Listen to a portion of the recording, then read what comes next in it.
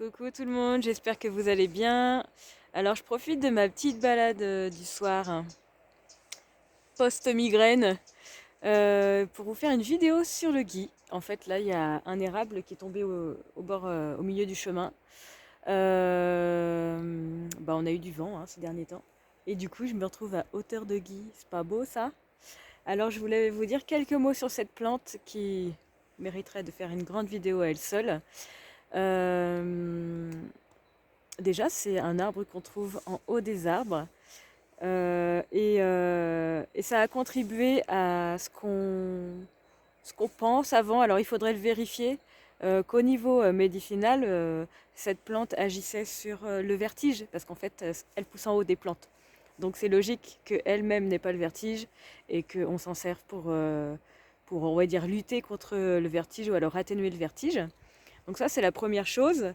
Après, à vérifier, se renseigner, bouquiner. En tout cas, ça fait partie des us et coutumes à l'époque. Et même les druides, en fait, s'en servaient pour cette raison-là. Et aussi, c'est une plante qui représente la féminité.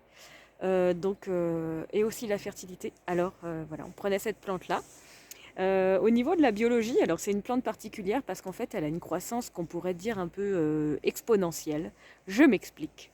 À chaque nouveau rameau se divise en deux, puis chaque nouveau rameau se divise en deux, et chaque nouveau rameau se divise en deux, ce qui fait qu'on arrive à quelque chose d'exponentiel, et on le voit ici, le rameau que je montre avec mon index, il a fait deux autres rameaux, et si vous suivez, chaque autre rameau, donc celui-ci avec mon pouce, il a refait deux rameaux.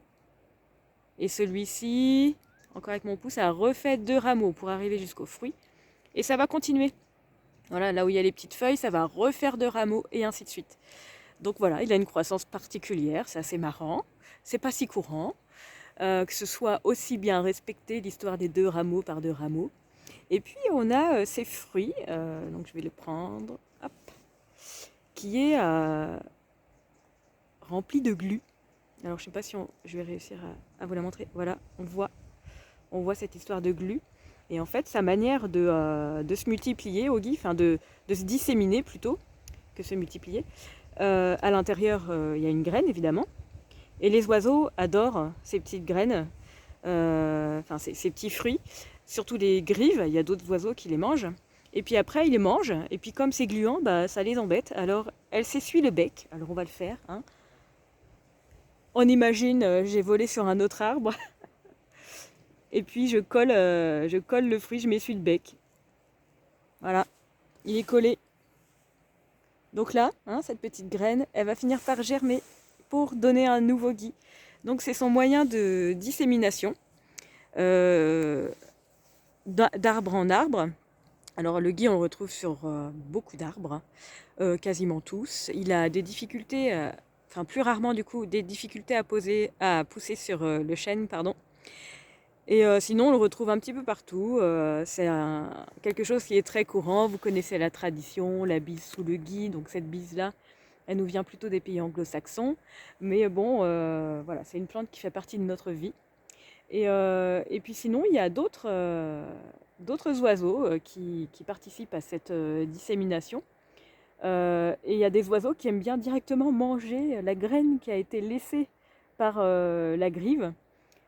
Parce qu'ils n'aiment pas la pulpe autour, ils préfèrent que la graine. Donc, soit elle n'a pas le temps de germer et du coup les autres oiseaux mangent la graine. Et puis ils vont aller peut-être après digestion la disséminer ailleurs. Donc voilà pour les modes de dissémination de cette espèce, le gui. Voilà, écoutez, c'est beau.